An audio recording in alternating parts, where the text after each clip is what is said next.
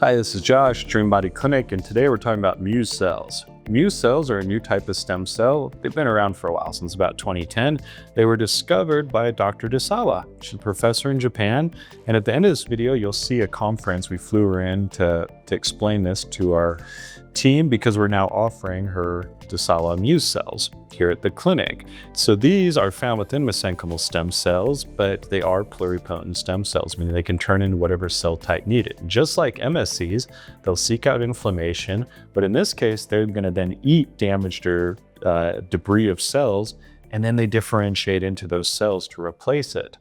So they've done some pretty cool studies on like heart health, liver health, kidney health, brain health, pretty vast range of things. And now we're offering them to the public. So we know they're safe because inadvertently we've been administering them since the past 8 years because they're found within mesenchymal stem cells. The problem is when they're with mesenchymal stem cells, they just act like a mesenchymal stem cell. Now we can isolate and replicate them, and they act like a true pluripotent stem cell.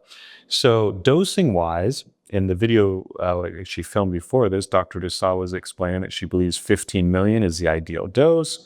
But that was also done in Japan. People can tend to be a bit smaller than, say, like Americans like me. I'm about 6'3" and about 245 pounds. So we're doing the dosing at 20 million in an IV. Is it recommended in other videos you'll see here. That's the best administration for about everything.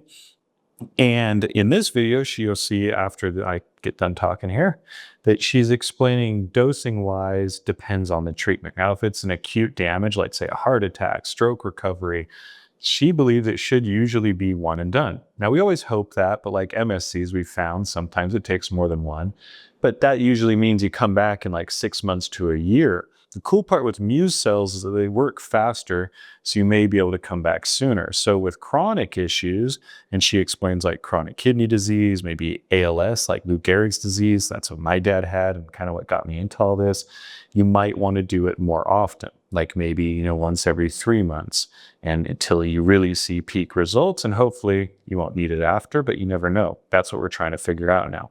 So with acute damage, heart attack, maybe some fast damage to an organ, one treatment IV should be the way to go. But if it's a chronic issue, something that keeps recurring, it may take multiple treatments. So we've now got the Muse cells on the website. You can take a look at them if you go to www.dbcmusecells.com and watch now, and you'll see Dr. Dezawa explain this in much better detail than I can. So let's say I'm going to do 20 million IV today, and I've got kidney failure, right?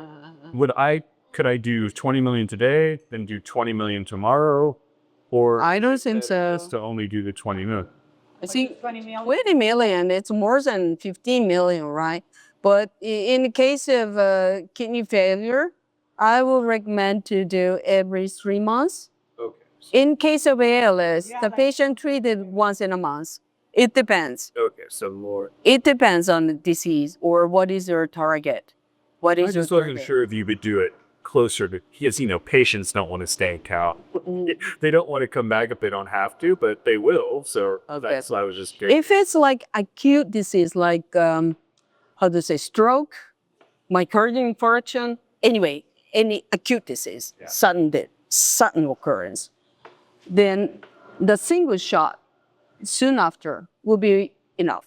If you inject multiple times later, 1 month after, 3 months after, you will not have any increase. In the one single shot, reach the plateau. Additional injection will be no effect. But if it's chronic disease like ALS, like epidermolysis bullosa, or other kind of chronic kidney disease or dementia, I strongly suggest you to inject multiple times in certain intervals.